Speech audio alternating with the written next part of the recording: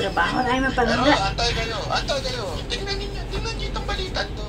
Makikipagtulungan din ang Kamara sa Senado para maghanap ng pondo kontra cybercrime at ransomware attacks. Pwede rin daw gamitin ang program fund ng 2023 National Food. Ayun na. Si Representative Elizalde ko. Ayun na. Fund na naman. Gamitin na lang yung pondo. So, ngayon may dahilan na sila para gamitin yung pondo.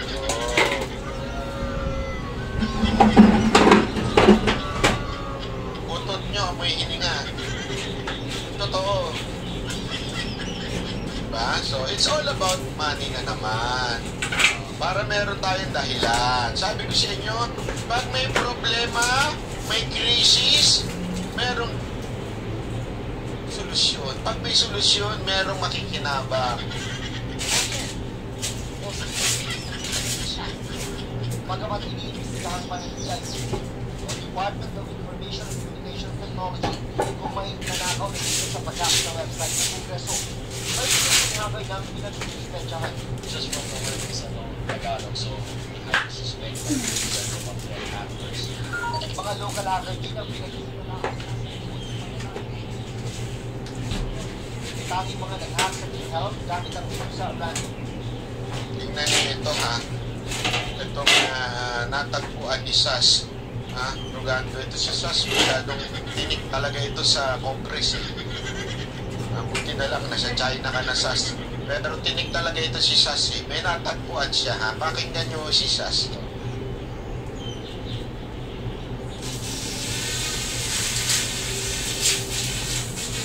Hi guys! So, ito na naman sinasabi ko sa inyo, dikitaw na naman yung update sa government.com.pk.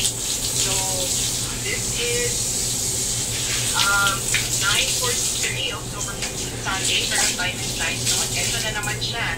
If I go use the website address, congress.gov.ph, ayan na naman siya. Pero, pag yung direct ako ng IP address nila, hindi siya half page. Gets nyo? So, yun ang isang bagay na pinatutunayan ni SAS dito. Dalawa kasi yan, okay? Para sa mga hindi masyadong napamilyar sa website, meron yung IP address, yung numbers, yung pinapakita dito, yung hindi ko sure kung ano yung exact number. Yun talaga yung address talaga. Tapos, iba yung parang host name, okay? Pagka nilalagay yung congress.com.ph, tama ba yung .com.ph, ang lumalabas yung hack. Pero kung titingnan mo talaga yung website, hindi naman yung hack. So anong explanation nun? Ito ang maaaring explanation. Hindi naman po talaga na-hack yung website. Okay? Sa madaling salita, yung panlabas lang. 我们一起挺过疫情，但病毒就像不断进化的对手，让你挫折，让你失望。但重要的是，有队友陪着你，会让你变得更好、更强。携手人生队友，一起更新抗体，助健康一臂之力，爱自己，成为更好的你。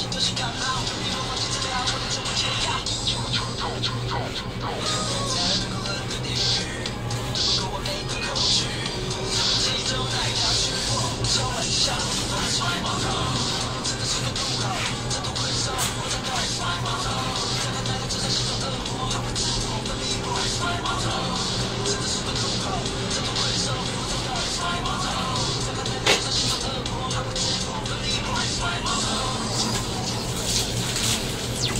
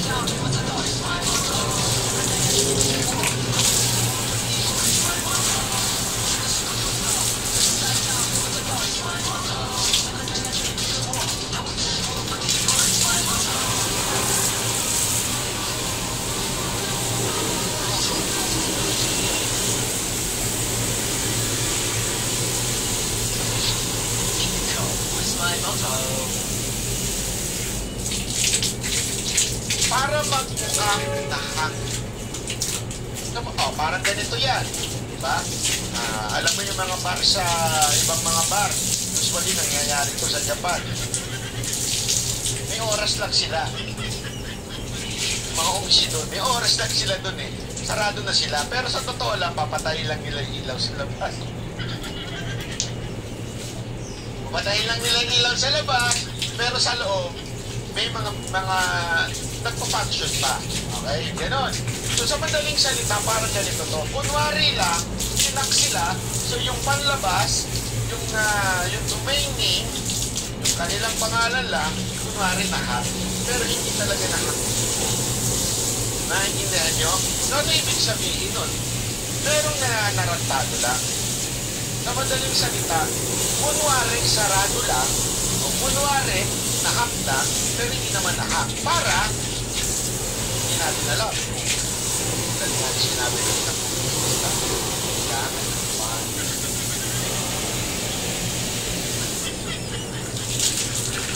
Diba? Kailangan ng pondo. Yun ang kailangan dyan. Actually, the website, pag IP address, Ibig sabihin yung IP address na yan, tinuturo ni SAS na yan, yan yung talagang pinaka-content ng kanilang website. Okay? pero ito, pag URL, 944, sabi ko sa inyo eh, ano siya eh, ulo ko, tao ang kanyang half page pag website. Ito yung video niya kahapon. Isang araw pa ito eh. I think if not kahapon, I think Saturday. Okay? Kasi pinanonood ko na ito no Saturday.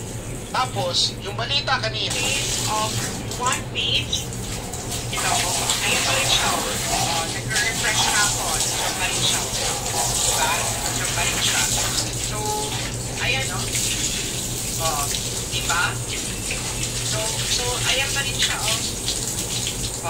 Diba? Nag-refresh na ako. Ilang beses na ako nag-refresh. Tapos, tingnan nyo mawawala ulit. Bukas so talaga yung mga umisi sa Pilipinas. Kunwari, sarado sila, patay ilaw, walang tao, pero yung mga regular customer nila, alam na yon. Patay ang ilaw doon, pero pwede kang pumasok. Grabe, no? Ang dami na nga scammer na influencer. Pati ba naman ang Congress, gaganyan ninyo kami? Ano kayo ng wewe, oo. Hindi, alam mo, nakakatawa eh, kasi ay nako, kawawa naman ang bayan natin kung magtatagal pa sa ilalim ni Romualdez itong kamera.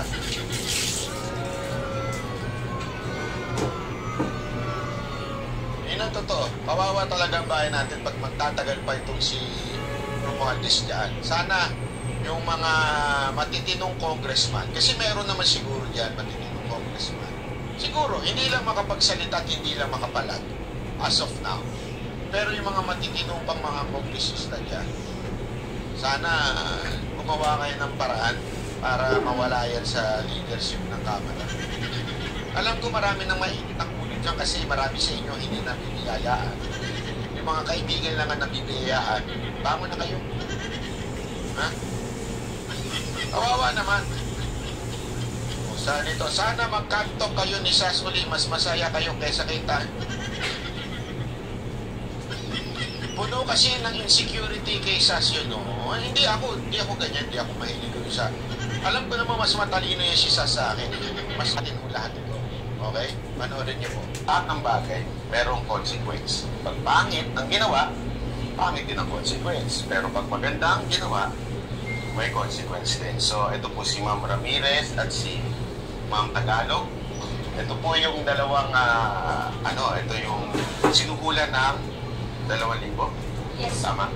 So, 2,000. So, ito muna unahin natin. Si Ma'am Ramirez at saka si Ma'am Tagalog. So, since kayo yung sinuhulan ng 2,000, pangit naman yung nagsasalita na yun. Nakikita po mukha niyang hayop. So, bibigyan ko lang kayo ng konting reward. Galing ko sa subscriber na Banateros kay Banatpay. Bago ito, sinita raw si Chong ng mga pulis dahil naninigarilyo sa no-smoke area. Ang inakala ng banyaga na paraan para iwan siya. Nasasangkot sa ganitong bagay, no? Kahit pa paano yung ibang tao, ay yung mga citizen, sir, ang tingin nila sa lahat ng pulis ganun na. So, iba tayo dito, sir, iba tayo sa Taguig, iba tayo sa BG, sir. Oh, grabe naman yun. Iba kami sa Taguig. Si Kernel Baisa, maraming salamat. Alam niyo itong mga tao ninyo sa Taguig.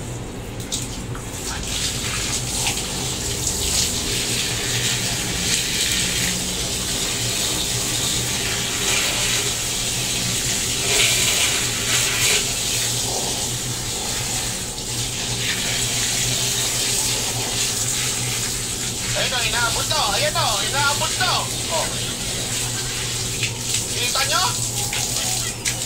Inabot na. Oh. Pwede nang ipulsa eh. Oh, yun. Yari Maraming salamat. Oh, kala mo ha. Tapos na. Ang ating pag-linis.